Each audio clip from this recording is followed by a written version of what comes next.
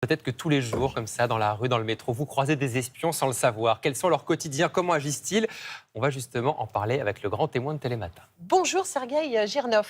Bonjour. Merci d'avoir accepté notre invitation ce matin. Vous êtes un ancien espion du KGB, désormais réfugié politique en France. On va revenir en détail dans un instant sur votre vie, sur votre carrière. Mais les Russes, on peut dire aujourd'hui que ce ne sont pas vos copains. Non, les Russes en général, on ne peut pas dire. Poutine, oui. D'accord. Et son régime. Mais ah oui, ne sont pas vos amis. Non, sont pas D'accord, mes on a amis. bien compris. Oui, j'entendais par là effectivement Vladimir Poutine et son régime.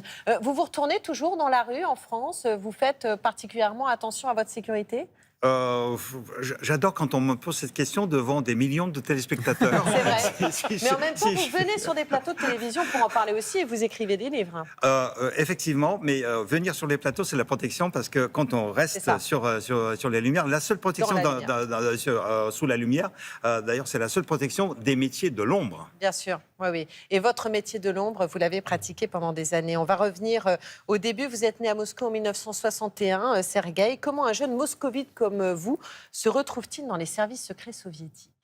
Il faut faire des études qui vont avec, c'est-à-dire les relations internationales. Ouais. Plus les langues, plus être bien vu par le parti, et c'est le KGB qui vient vous chercher. Voilà. Faut pas venir toquer à la porte comme l'a fait Poutine à 16 ans. C'est vous qui dites, effectivement, on ne choisit pas d'entrer au KGB, c'est le KGB qui vous choisit. Comment est-ce qu'il vous a choisi? On vous passe un coup de fil et on vous dit Sergueï, il faudrait venir servir ta nation? En fait, pour moi, ça s'est passé un peu différemment, parce que d'habitude, c'est lorsque vous êtes à l'université, déjà, ils vous observent, ils font l'enquête en douceur pendant 2 ans, et puis vers la 3e année, ils vous contactent, et puis ils commencent leur approche avec vous. Pour moi, ça ne s'est passé pas comme ça. Pour moi, ça s'est passé la première fois pendant les Jeux Olympiques en 1980.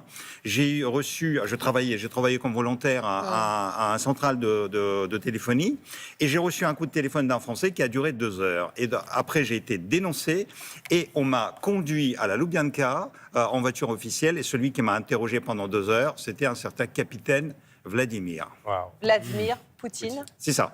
que vous avez rencontré à cette occasion. Que j'ai eu le malheur de rencontrer pour la première fois. Donc, c'était très désagréable. C'est justement cette époque-là, il est capitaine, là, il a les épaulettes de capitaine. Après, on s'est rencontrés 4 ans après, lorsqu'on est rentré la même année. 4 années plus tard, à l'Institut Andropov, il était déjà commandant. Quel souvenir est-ce que vous en gardez? Exécrable. C'est-à-dire? Exécrable. C'était, en fait, je ne savais pas qu'il venait de Leningrad juste pour les Jeux Olympiques et qu'il voulait rester à Moscou. Ouais. Et donc, elle a tout fait pour me mettre en prison. Et donc, en gros, il me reprochait d'être un espion pour la France, pour le simple fait que j'ai eu la conversation avec un touriste ou un membre de la délégation française qui était pour les Jeux. Et je lui ai expliqué gentiment que non, c'était mon métier. En fait, on m'a demandé d'être poli et de raconter le pays, ce que j'ai fait. Vladimir Poutine qui vous a à l'œil, encore aujourd'hui. Malheureusement, oui. Bon.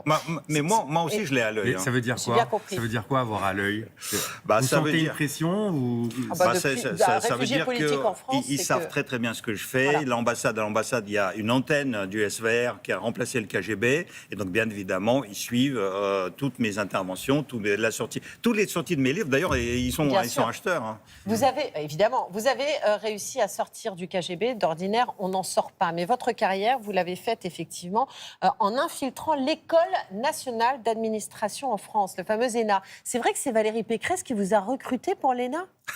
Elle n'aime pas qu'on lui rappelle ça.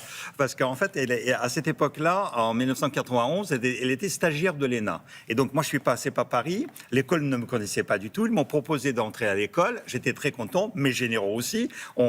Et en fait, ils m'ont dit, pour être sûr, nous avons une stagiaire à Moscou. Elle va vous contacter et vous allez échanger avec elle. Et c'est là que vous l'avez vue arriver. Et donc, elle s'appelait pas Pécresse à l'époque. Elle s'appelait Valérie Roux.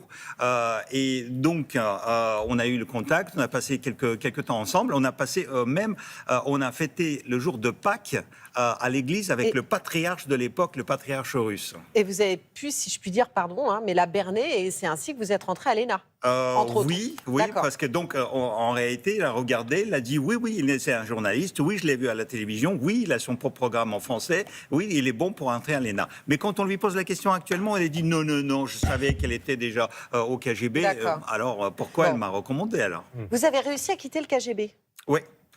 En réalité, c'est le KGB qui m'a quitté. On Parce vous a qu'en viré 1991, lui qui décide. après le putsch contre Gorbatchev, le KGB a été dissous au mois d'octobre. Moi, j'étais à Paris, donc j'étais le soldat Ryan que le KGB a laissé derrière les lignes. D'accord, ok. Et c'est ainsi que vous avez pu bénéficier un jour de la protection de la France. Vous écrivez des livres maintenant. Vous êtes venu avec le dernier. Ce dernier, il s'appelle L'ombre des légendes, parce que vous aviez évidemment des légendes, c'est-à-dire en fait une identité tout autre que la réelle.